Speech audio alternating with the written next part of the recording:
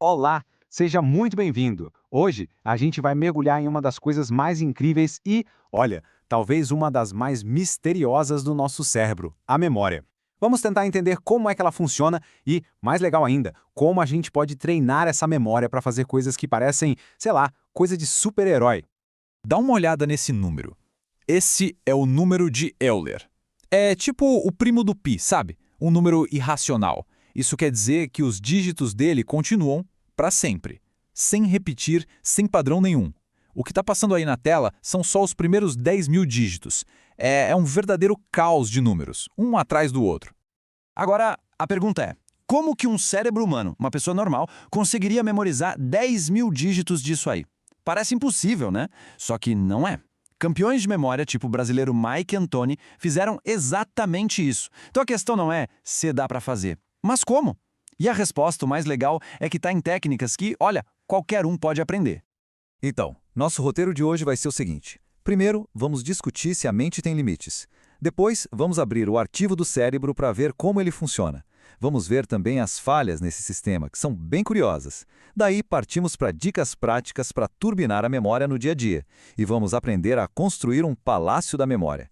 E por fim, vamos falar sobre como tudo isso é um belo exercício para o cérebro. Beleza, vamos começar pelo começo, pelo básico. Afinal, o que é a memória?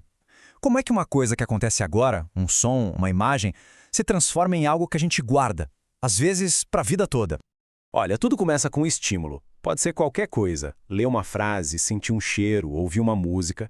Essa informação vira um impulso elétrico, uma faísca que viaja por uma rede gigantesca de neurônios, pulando de um para o outro nas sinapses.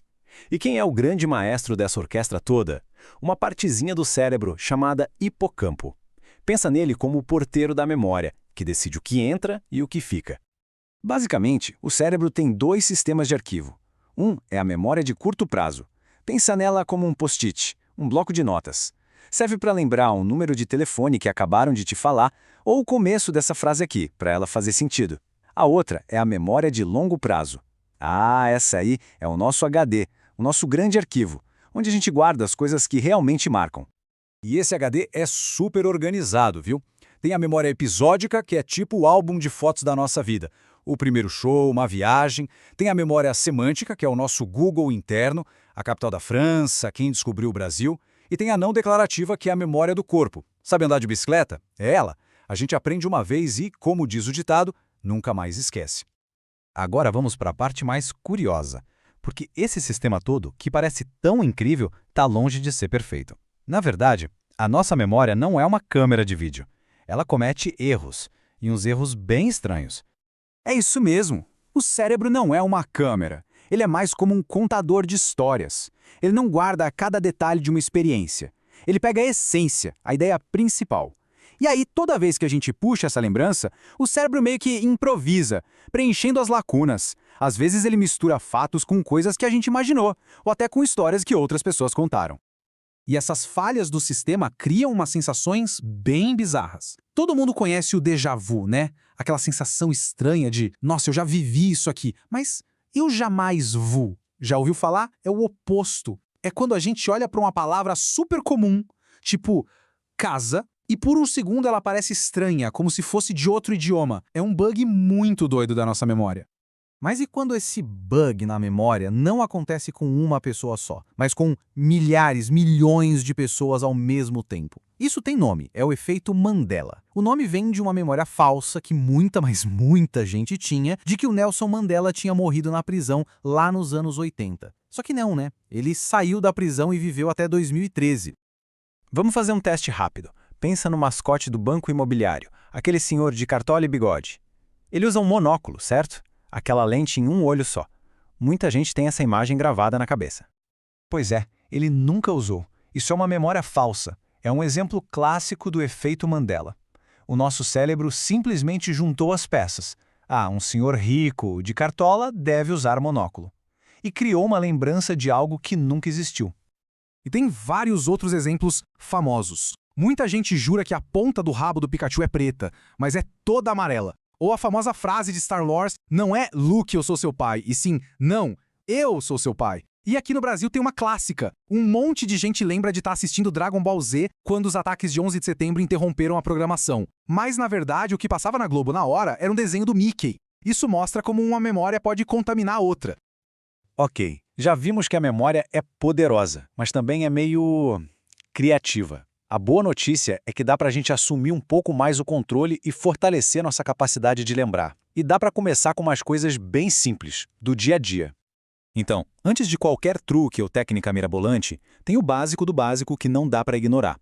Os 3 pilares: dormir bem, de verdade, ter uma alimentação balanceada e fazer alguma atividade física com regularidade.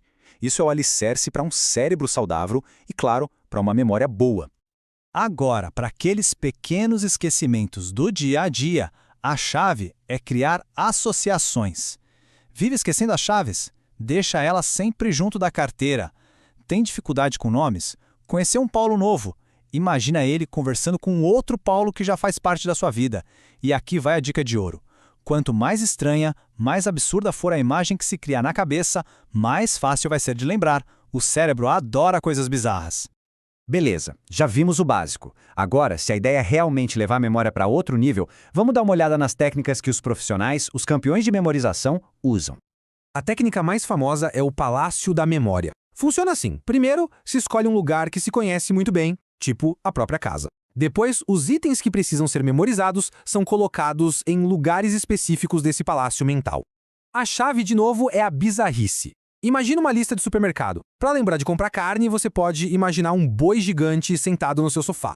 Para lembrar dos ovos, imagina o corredor da sua casa todo inundado de ovos quebrados. Na hora de lembrar, é só fazer um passeio mental pela casa. A lista inteira vai aparecer em ordem. Tá, mas e para memorizar números, que nem aquele número de Euler do começo? Aí entra outra técnica, o sistema maior. É um sistema que transforma números em sons, e esses sons formam palavras. Por exemplo, o número 3 pode ser o som de M, e o 1 o som de T. Então 31 pode virar a palavra mato. É muito mais fácil lembrar da palavra mato do que do número 31. Aí é só colocar essa palavra, essa imagem, dentro do palácio da memória. Ok, mas aí fica a pergunta, né? Para que tudo isso? Qual a vantagem de decorar milhares de números ou uma lista de compras gigante? É só um truque de festa? E a resposta é a seguinte: treinar a memória é como correr numa esteira. Correr na esteira não te leva a lugar nenhum, fisicamente, mas te deixa mais forte para todas as outras coisas da vida. Com a memória é a mesma coisa.